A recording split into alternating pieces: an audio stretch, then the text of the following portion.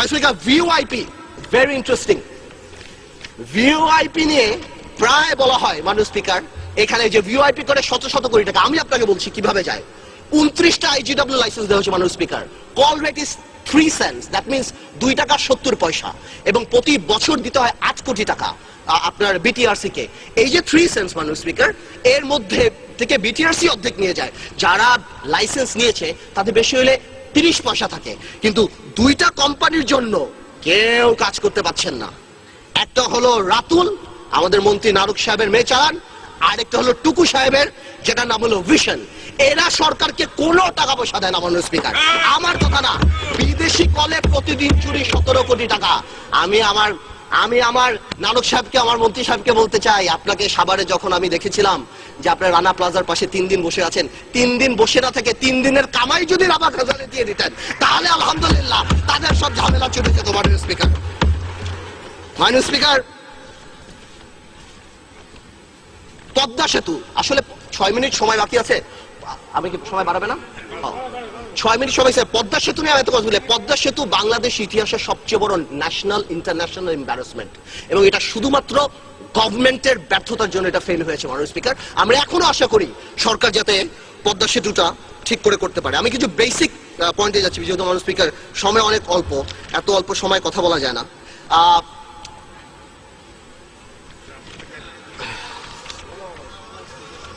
Speaker, আমি আমার দেশের কথা নিয়ে একটা কথা বলতে চাই। আমার দেশ নাকি উস্কানি দিয়েছে, আমার দেশ, আমি আবার ঠিক করে বলি, আমার দেশ নাকি উস্কানি দিয়েছে রাজীবের থাবা বাবা ছাপিয়ে।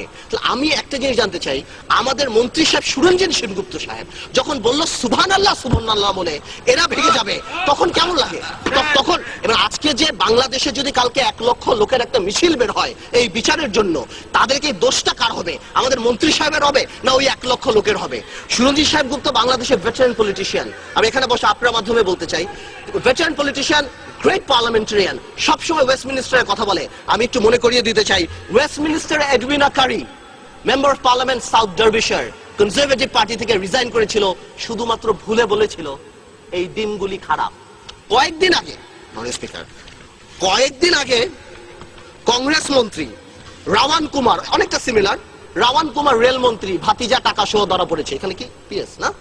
হ্যাঁ, অনেকটা সিমিলার, হি রিজাইন। আমার কথা হলো, এতই যদি he is a man of integrity, এতই যদি ইন্টিগ্রিটি থাকে, why doesn't he resign? Why doesn't he resign? He should resign and create an example in Bangladesh that I resign from Bangladesh. যদি আসলে ওয়েস্টমিনিস্টার বিশ্বাস করে। মাননীয় স্পিকার, তত্ত্বাবধায়ক সরকার নিয়ে মাননীয় স্পিকার, তত্ত্বাবধায়ক সরকার নিয়ে আমি একটা কথা, তত্ত্বাবধায়ক সরকার নিয়ে মাননীয় স্পিকার আমি একটা কথা বলতে চাই। মাননীয় স্পিকার, যদি সময় নষ্ট, আপনি আমাকে সময় দিবেন, কারণ আমি একদম ভালোভাবে, আমি কাউকে প্রশ্ন আটক করছি না। তত্ত্বাবধায়ক সরকার নিয়ে বলি, মানুষের তত্ত্বাবধায়ক জন্ম কোথায়? 1991-এ 2টা দলের মিউচুয়াল রেসপেক্ট যখন ছিল না, 2 দলের মধ্যে যখন বিশ্বাস ছিল না, তখনই তত্ত্বাবধায়ক সরকার আসছে। মানে স্পিকার, আজকে কি আপনি মনে করেন 2 দলের সম্পর্ক ভালো? মানে স্পিকার, আমরা জেল খেটেছি শুধুমাত্র শেয়ার মার্কেটের বিরুদ্ধে বক্তৃতা দিয়ে। আমরা জেল খেটেছি, আমাদের বিরোধী দলের চিফ হুইপকে মারা হয়েছে মাননীয় স্পিকার, আমাদের এত লক্ষ লক্ষ মামলা। মাননীয় স্পিকার, বিরোধী দলীয় নেত্রীকে বাড়ি থেকে যেভাবে বের করা হয়েছে মাননীয় স্পিকার, তারপর আপনি মনে করেন 2 দলের সম্পর্ক ভালো? আজকে তারেক রহমান সাহেবকে নিয়ে মাননীয় স্পিকার বলা হয়। মাননীয় স্পিকার, আমি একটা কথা শুধু বলতে চাই, তারেক রহমান সাহেব বাংলাদেশের রাজনীতি করবে মাননীয় স্পিকার, এটাই খুব একটা স্বাভাবিক ব্যাপার মাননীয় স্পিকার। বাট আমার কথা হলো, তারেক রহমান সাহেব তো 4 বছর কোনো কথা বলেননি, এই একটা কথা বলেছে, এত গাত্রদাহ হয়ে যাচ্ছে আওয়ামী লীগের। যাদের গাত্রদাহ হচ্ছে তাদের উদ্দেশ্যে বলতে চাই মাননীয় speaker, it is the reality যে তারেক রহমান ফেরত আসবে, and you will see more of Tarek Rahman. এবং তারেক রহমান কি রাজনীতি করার অধিকার রাখে কি রাখে না, এটা জনগণ ঠিক করবে। যেদিন বাংলাদেশে তারেক রহমান নামবে, সেদিনে দেখা যাবে যে বাংলাদেশে কি হয় না হয়। মাননীয় স্পিকার,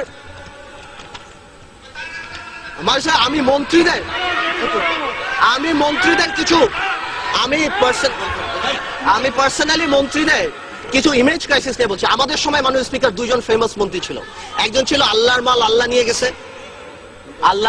নিয়ে গেছে, আরেকজন মন্ত্রী ছিল উই আর লুকিং ফর শত্রুস। অনেক কন্ট্রোভার্সি ছিল এই আমলে মাননীয় স্পিকার।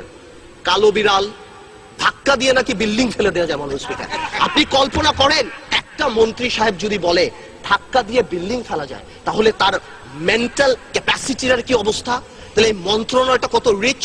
এনিওয়েজ, কেউ বলে ধাক্কা দিয়ে ফেলা যায়, কেউ বলে কারো বেলাল, কেউ বলে চোখ উঠিয়ে ফেলবো, কেউ বলে কম খান, কেউ বলে আবার বিলবোর্ডের পোস্টার দেখে নাকি অ্যাক্সিডেন্ট হয়। এবং আমাদের উপদেষ্টা সাহেবরা কেউ হলমার্কের সাথে আছেন, আমাদের আবুল হোসেন সাহেব বাংলাদেশের প্রুভেন অনেস্ট ম্যান। তো এইভাবে যদি এতগুলি উইকেট পড়ে যায় একটা সরকারের ব্যাটিং করবে কে মাননীয় স্পিকার? এইভাবে কোনোদিন চলে না। এটা সবচেয়ে বড় ফেলিয়ার হলো ব্যুরোক্রেটিক টেকনোক্র্যাট পলিটিশিয়ান দিয়ে দেশ চালানো।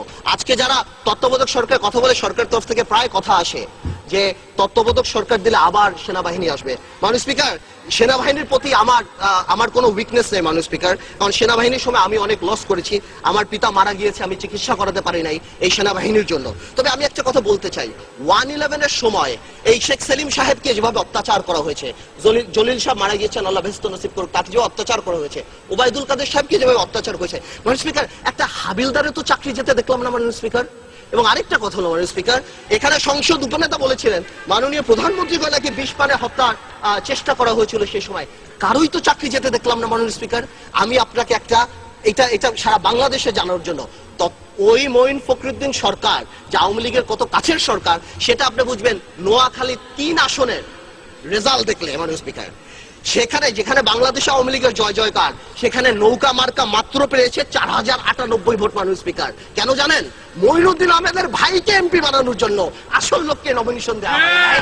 এবং যার কারণে এই যদি মাইন্ডসেট হয়ে থাকে, আমার কথা আমরা চাই মাননীয় স্পিকার গণতান্ত্রিক পন্থায় যাতে করে ক্ষমতা বদল হোক।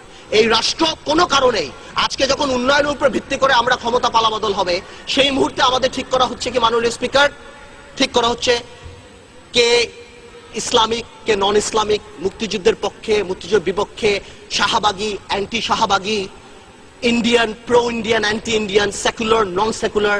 মাননীয় স্পিকার, আমরা তো এখন বসে দেশ চালাবো এই চিন্তা করে যে আমরা কি ডেভেলপমেন্ট করেছি, সামনে আমরা ক্ষমতা আসলে কি করবো।